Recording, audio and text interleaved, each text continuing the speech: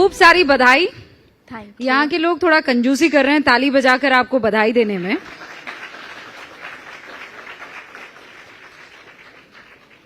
पच्चीस साल की छोटी सी लड़की जब विधायक बन जाती है तो लगता कैसा है, वो फीलिंग कैसी होती है? वैसी ही जैसे आप गाती थी और प्रधानमंत्री ने आपको जब अवार्ड दिया था, या ये फीलिंग थोड़ी अलहदा है? मैं कैसे एक्सप्रेस करूं, मतलब बहुत कुछ ज़्यादा। बहुत सारे लोगों ने बहुत उत्साह मनाया है, मेरी मम्मी इतनी भावुक, मेरे परिवार में सब लोग इतने खुश, सब हमारे प्रशंसक बहुत खुश। मैं भी इस चीज़ को लेके बहुत ही ज़्यादा खुशी से ज़्यादा रिस्पॉन्सिबल महसूस कर रही हूँ। कंधे अब ऐसा लग रहा है थोड़े भारी हो गए हैं और अब लग रहा है कि अब काम करना शुरू करना है। ओथ बहुत जल्दी हम लोग लेने वाले हैं, उसके बाद से मैं क्षेत्र में रहूंगी और सारा समय क्षेत्र में ही बिताऊंगी। तो आपने शपथ याद कर ली है?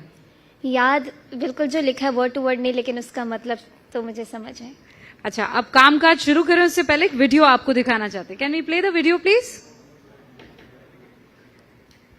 अच्छा, वीडियो आप चलाएं उससे पहले मैं जरा मैथिली से कुछ सवाल जवाब कर लेती हूँ और उसके बाद वो वीडियो आएंगे। वो वीडियो बेसिकली जब आप जीत कर अपनी माँ के पास गई थी और फिर माँ बहुत भावुक हो गई थी, खूब रोई थी, आप भी बहुत भावुक हो गई थी। आपको यकीन था कि आप जीत जाएंगी? मुझे कभी लगा ही नहीं था कि मैं कभी हारूंगी।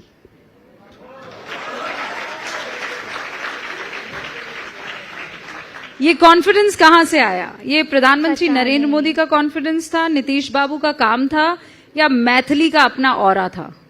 मुझे जब मैं लोगों से मिलती थी और कैंपेन के दौरान 1.5 महीने या जितने भी दिन मुझे मिले, जितने लोगों से मैं मिली, सबके चेहरे का भाव, उनकी आंखों से मुझे पता चल रहा था कि सब तो मेरे ही हैं और मैं जीत रही हूँ। आप जिस ऑडियंस के सामने बैठी हुई हैं वो ऑडियंस भी मेरे ख्याल से कमोबेश अगल बगल की एज की ही होगी, जी। है ना? या फिर बस अब वो मुकाम पाने वाली है, लेकिन आप यहाँ पर है और वो वहां पर। ये जो फासला है ये आपने कैसे तय किया? मतलब आपने सोच रखा था कि आप पॉलिटिशियन बनने वाली हैं? आपने सोच रखा था कि आप पॉलिटिक्स में आने वाली हैं, या ये अचानक ऊपर से टपका और आपने लपक लिया? सोचा कभी कुछ भी नहीं था मैंने। अगर मैं संगीत के इस जर्नी के बारे में भी बोलूँ तो मैंने कभी नहीं सोचा था कि जितने लोग आज मुझे पहचानते हैं उतने लोग कभी होंगे, और पॉलिटिक्स के बारे में भी कभी सोचा नहीं था। तो कैसे हुआ ये पॉलिटिक्स? कहाँ से अचानक? बहुत सारे हम जो पार्टी के कार्यकर्ता हैं उनसे तो वैसे ही संगीत के लिए जब मैं परफॉर्म करने जाती थी तो सबसे मिलना जुलना होता रहता था। तो मुझे नहीं मालूम कब कौन मेरे अंदर क्या क्षमता देख रहे हैं। और जब फोन आया बहुत बड़े बड़े नेताओं का, तो हम पटना में मिले। उन्होंने पापा को भी बहुत अच्छे से कन्विंस किया कि आपकी बेटी हमारी बेटी, और इस तरह मुझे भी काफ़ी कंफर्टेबल स्पेस लगने लगा। और फिर धीरे धीरे करके एकदम से मुझे पटना जब बुलाया गया तो मुझे कहीं ना कहीं हिंट था, और उन्होंने लेकिन साफ साफ बताया नहीं था, बस आपको बताएंगे जैसा हम सोचते विचारते हैं। पर जितना मैं मैथिली आपको जानती हूँ, आप तो ए पॉलिटिकल थी ना? जब गीत गाती थी तब आपको पॉलिटिक्स नहीं, राजनीति से कभी, मतलब राजनीति का एबीसी भी ना तो आपको उसमें इंटरेस्ट था और ना आपने जानने की कोशिश की। रही थी मैं, टीवी देखती थी। तो मैं ये जानना चाह रही हूँ कि जो मैथिली सारेगामा में उलझी हुई थी वो बीजेपी में कैसे उलझ गई? मुझे इतने प्यार से बुलाया गया। और जो एक और चीज बोलना चाहूंगी कि एक राष्ट्रभक्ति मेरे दिल में जितनी थी वो और प्रबल हो गई जिस दिन मैंने पार्टी ज्वाइन किया। और जब से मैं कैंपेन में उतरी तो कहीं ना कहीं अब मुझे लग रहा है मेरे जीवन का बेस्ट डिसीजन है। नहीं, पर बीजेपी क्यों? अगर प्यार से आपको राहुल गांधी बुलाते तो आप चली जाती कांग्रेस बुलाया में? कहा?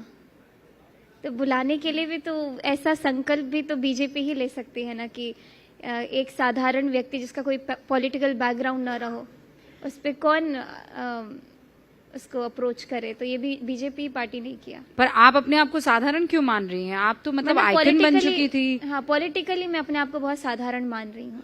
काफी सारे होते हैं जिनका पारिवारिक एक स्ट्रक्चर रहा हो पॉलिटिकल, लेकिन मेरे खानदान में कोई भी पॉलिटिक्स में नहीं था। तो आपको लगता है कि परिवारवाद वाला कनेक्शन जो है आपका नहीं था, इसीलिए कांग्रेस ने आपको नहीं बुलाया? आई डोंट नो, मुझे नहीं पता, लेकिन मुझे अप्रोच करने के लिए भी बीजेपी ही ने मुझे पहचाना।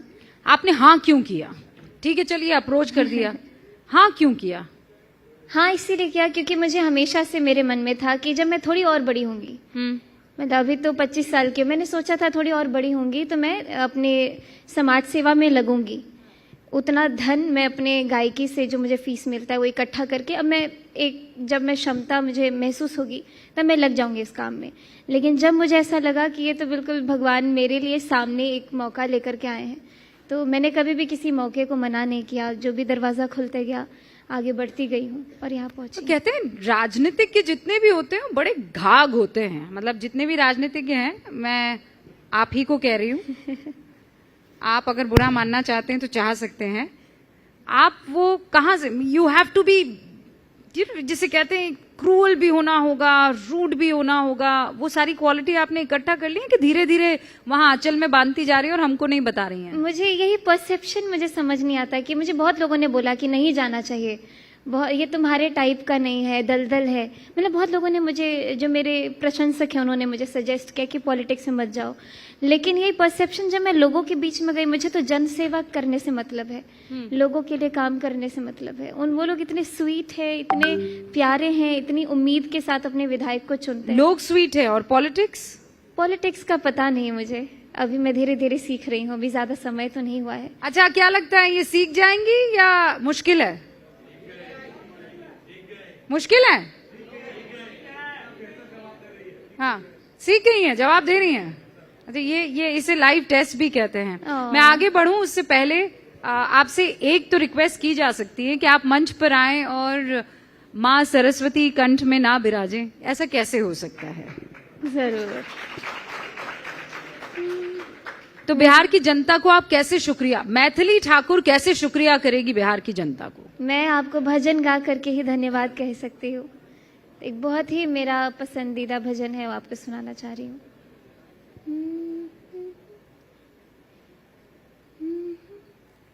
थे जनकपुर गए देखने के लिए, सारी सखियां झरोखन से झांकन लगी, सारी सखियां झरोखन से झांकन लगी।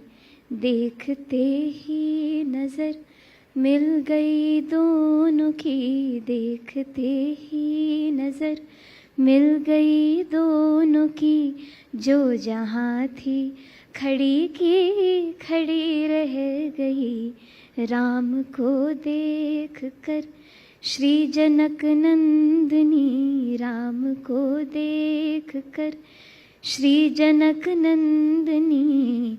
बाग में जा खड़ी की खड़ी रह गई, राम को देख कर। आहा हा, बहुत खूब। तो वो जहां थी वहीं खड़ी रह गई, लेकिन मैथिली जो है वो अब एक अलग राह पर निकल पड़ी हैं। मैं जब पिछली बार आपसे मिली थी तो आपने कहा था कि जब मैं जीत जाऊंगी तो आप उन कुछ कामों में से क्या काम करेंगी, तो आपने मुझे गिनाया था कि मैं अलीनगर का नाम बदल दूंगी। तो अब वो इरादा बदल गया है कि नहीं, उस पर आप अटल हैं? लेकिन बहुत लोगों ने मैंने 4 काम गिनाए थे, उसमें से सिर्फ अलीनगर का नाम बदल के सीतानगर रख दूंगी यही सुना। बाकी के जो आगे वाले काम थे सबको कट शॉर्ट करके एडिट कर दिया। तो बहुत सारे मन में मेरी उम्मीद है कि मैं बहुत अच्छा करने वाली हूँ, क्योंकि अगर मेरे मन में वो जोश में महसूस कर पा रही हूँ तो मैं मेरे काम में वो रिफ्लेक्ट करेगा। मैंने जैसे ही जीता, सबसे पहले हमारे जितने प्रशासन में जितने अधिकारी हैं सबसे मिलजुल के जो समन्वय स्थापित करना, तो इस काम पे लगी और सबसे मैंने सजेशंस लिए, क्योंकि इस क्षेत्र में क्या क्या नीड है ये लोगों से मुझे पता चली। जितने रोड्स है, ग्रामीण सड़कें बहुत खराब है, महिलाओं को इससे काफी दिक्कत है। मैं नाम की बात कर रही हूँ और आप रोड पर जा रही हैं। अच्छा, मुझे लगा कि आपने काम की बात की। हाँ, नहीं, मैंने तो पहले नाम की बात की, क्योंकि नाम आपने गिनाया तो आप नाम बदलेंगे। नाम तो बदलेगा, सीतानगर तो नाम बदलेगा। हाँ, मैं तो पूरी कोशिश करूंगी, क्योंकि जितने लोग हैं उनकी आस्था बहुत प्रबल है कि मिथिला की भूमि है, माँ सीता की नगरी है, सीता की भूमि है, तो इसको सीतानगर बना देना बेटा। तो इस तरीके से जो उनके भाव का आदर करना भी मेरा काम है। तो वो लोगों ने कहा है कि पार्टी ने कहा है? लोगों ने कहा है और पार्टी ने इस पे हाँ बोला है।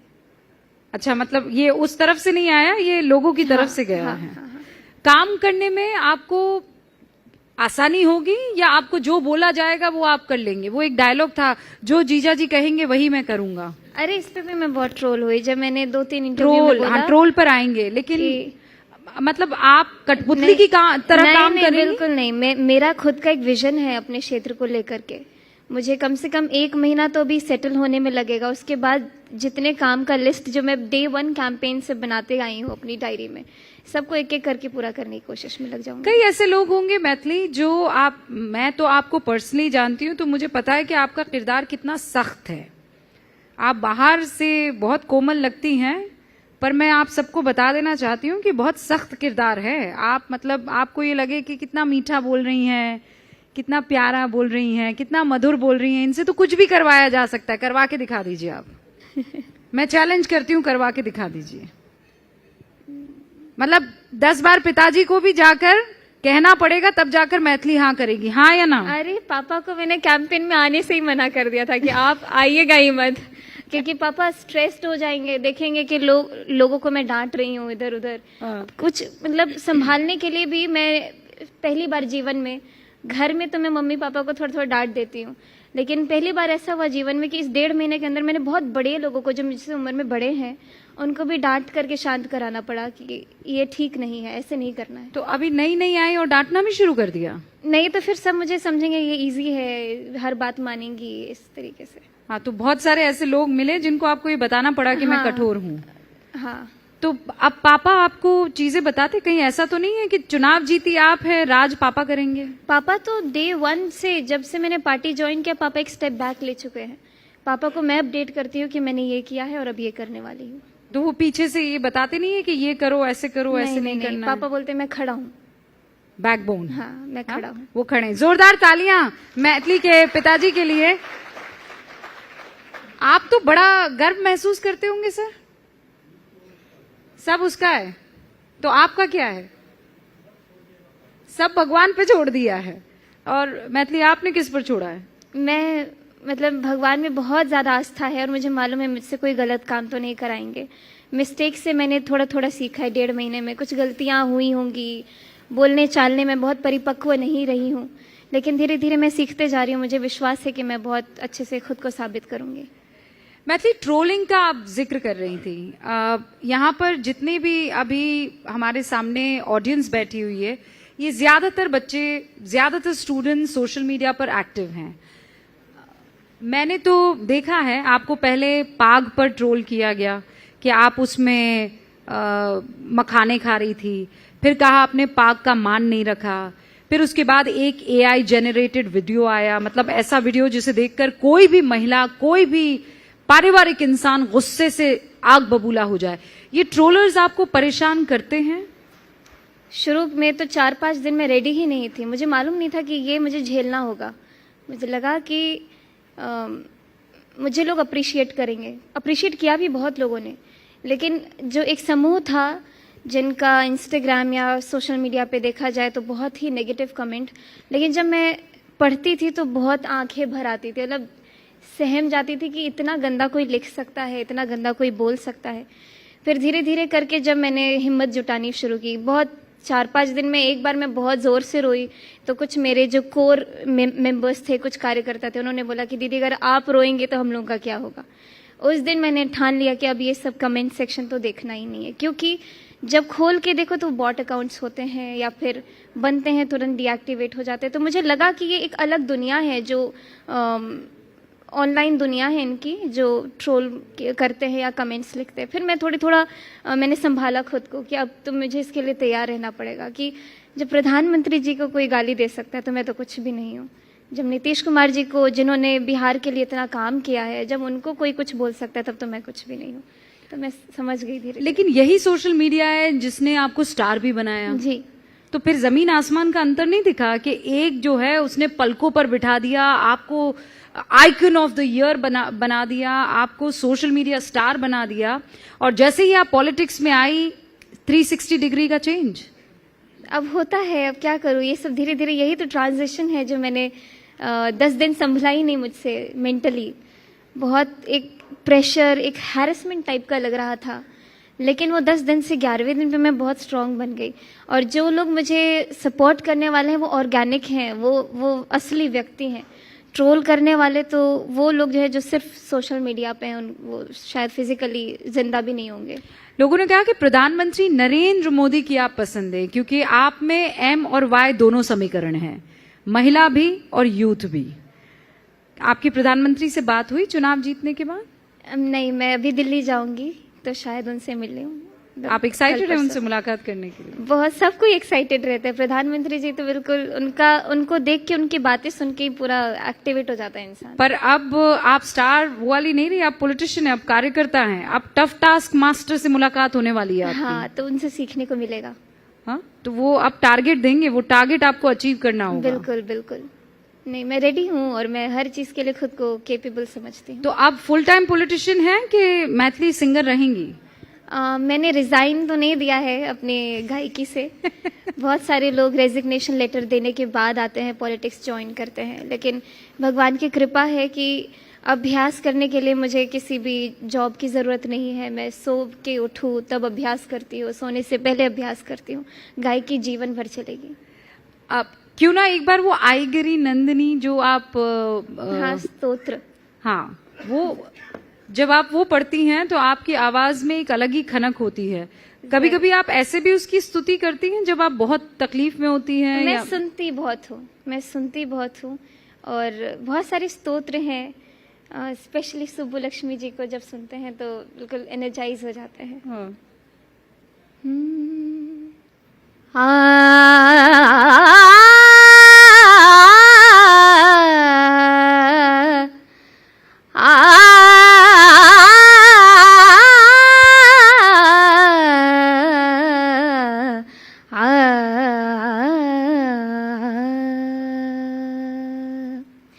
ऐगिरि नंदिनि नंदित मेदिनि विश्वविनोदिनि नंदिनुते गिरिवर विंध्य शिरोदिनि वासिनि विष्णुविलासिनि जेष्णुनुते भगवति हेशिति कंठ कुटुंबिनि भूरि कुटुंबिनि भूरि कृते जय जय हे महिषासुरमर्दिनि रम्यकपर्दिनि शैलसुते सुरवरवर्षिणि दूर्धरधर्षिणि दुर्मुखमर्षिणि हर्षरते त्रिभुवनपोषिणि शङ्करतोषिणि किल्बिषमोषिणि घोषरते धनुजनिरोषिणि दितिसुतरोषिणि दुर्मदशोषिणि सिन्धुसुते जय जय हे महिषासुरमर्दिनि रम्यकपर्दिनि शैलसुते। बहुत खूब। स्टेज पर गाना गाना आसान है या सवालों का जवाब देना? दोनों आसान है। दोनों आसान है। हाँ। अब आपको मीडिया के सवालों से डर नहीं लगता है? नहीं नहीं नहीं, बिल्कुल नहीं। अब तो होता है पूछो, क्या पूछना है पूछो। अच्छा, क्या लगता है आरजेडी, कांग्रेस यानी विपक्षी पार्टियां चुनाव इतना बुरा क्यों हारी? ये उनका कुछ समीकरण होगा या उनकी स्ट्रैटेजी है, अब उनका प्लान ऑफ एक्शन है। इस पे तो मैं नहीं कह सकती हूँ। हम अपनी तैयारी पे ध्यान देते हैं, वो अपनी तैयारी पे ध्यान देते हैं, लेकिन जनता जो है वो सब समझती है कि उनको कौन चाहिए कौन नहीं चाहिए, इसीलिए। तो आप इस पर कोई कमेंट नहीं करेंगी? मतलब कोई राजनीतिक बयान देने से बचेंगी? नहीं, मेरा काम है अपने विधानसभा को सबसे श्रेष्ठ बनाना। ये टीका टिप्पणी में उलझूंगी तो फिर ज्यादा उलझ जाऊंगी, इसीलिए। तो आप कभी भी विपक्ष पर कोई टीका टिप्पणी नहीं करेंगे? ये मेरा काम नहीं है वो, उसके लिए तो प्रवक्ता हमारे पार्टी के बैठे हुए हैं, उनका काम ही है काम। जवाब बढ़िया देना सीख गए हैं आप। नहीं एकदम नहीं, सुर में दे रही हैं। ये दिल से निकली हुई बात है। हाँ हाँ हाँ, बिल्कुल सही। 21वीं सदी की पहली बेटी जो विधायक बनी, 25 साल की उम्र। अब एक और चीज, क्योंकि आप महिला हैं और आप विधायिका हैं, एक बड़ा सवाल तब उठा जब रोहिणी आचार्य ने ट्वीट किया कि मैं पॉलिटिक्स छोड़ रही हूं। एक तरफ आप पॉलिटिक्स ज्वाइन करती हैं, दूसरी तरफ वो कहती हैं कि मैं पॉलिटिक्स छोड़ रही हूं, मेरे साथ अन्याय हुआ है, और वो अपने पिता का घर छोड़कर चली जाती है। फिर ये सवाल उठता है कि वो पिता के घर पर कुंडली जमाकर बैठी क्यों थी। उन लोगों को आप क्या कहना ये चाहिए? गलत बात है। मतलब मैं अगर अपने बारे में ऐसा सोचूं, एक महिला होने के नाते, एक बेटी होने के नाते, अगर मुझ पे कोई ऐसा कमेंट करे कि मैं अपने पापा के घर में क्यों बैठी हुई हूँ, तो बहुत, मतलब मुझे लगता है इससे ज्यादा हर्टफुल चीज किसी बेटी के लिए नहीं हो सकती। किसी ने कहा कि उन्होंने किडनी इसलिए दी क्योंकि उनको एमएलए की टिकट चाहिए। ये बताइए, ये कितना गलत बाहर वाला। लेकिन अब मैं तो अब ताज्जुब भी नहीं होता कि कोई बाहर वाला कोई ऐसा कमेंट करे, क्योंकि बाहर वाले सिर्फ बाहर से कुछ देख रहे हैं, व्हाट्सएप से कुछ पढ़ करके अपना कमेंट बाजी करते हैं। लेकिन जब एक परिवार के अंदर क्या हो रहा है वो परिवार के सदस्यों को मालूम है, तो बाहर वाले कुछ भी बोलते। अब तो मुझे पहले क्या बोलते, 10 दिन मुझे बहुत कठोर लगे, समझ ही नहीं आता था कोई क्या कैसे बोल देता है। लेकिन जिस पे बीत रही है उसका तो कोई पर्सपेक्टिव सुने, उसके साथ क्या हो रहा है। तो वो 10 दिन तो आपके डिफिकल्ट थे, आपको लगता है आगे आने वाला टाइम आपके लिए आसान रहने वाला है? मुश्किल तो रहेगा, लेकिन शायद मैं उसके लिए अब इम्यून हो जाऊंगी। इम्यूनिटी चमड़ी मोटी कर लेंगे आप? इम्यूनिटी तो बढ़ेगी कि मैं सबको डाइजेस्ट कर पाऊं। सबसे पहली चीज जो आप करने वाली हैं अलीनगर के लिए? सबसे पहली चीज, मैं अपने यहाँ के हेल्थ सेंटर्स जितने हैं, हेल्थ केयर को सुधारने की बहुत ज़रूरत है। अपने जितने स्कूल की बिल्डिंग्स है उसको ठीक करने की, ताकि बच्चों में वो उमंग आए कि अब हमको स्कूल जाना है। तो ये सारी चीज़ें हैं। बुजुर्ग बहुत हैं हमारे विधानसभा में, तो उनको स्वास्थ्य की सारी सुविधाएं सही समय पर मिले, उस सुविधा ना मिलने की वजह से उनको जो दिक्कतें होती है वो ना हो। तो पहले ही दिन में, मैं अभी ओथ भी नहीं हुआ है, तो हमारे यहाँ के एक बहुत अच्छे डॉक्टर जिनको लोग बहुत पसंद करते हैं। ओथ की पहली लाइन बता दीजिए, बस वो बोलकर मैं समाप्त मैंने तो संस्कृत में पढ़ा था कि मैं मैथिली ठाकुर अपने संविधान, और मैं ये शपथ लेती हूँ कि मैं अपने नागरिकों के लिए बहुत ही कर्तव्यनिष्ठ रहूंगी। इसका भाव तो यही है, वर्ड टू वर्ड तो मुझे याद नहीं है, और वो भाव बना रहे हैं, हम यही उम्मीद करते हैं। बहुत बहुत शुक्रिया मैथिली हमारे साथ जुड़ने के लिए। तो ये थी लोक गायिका, सबसे कम उम्र की विधायक मैथिली ठाकुर, जिन्होंने हर सवाल का जवाब दिया।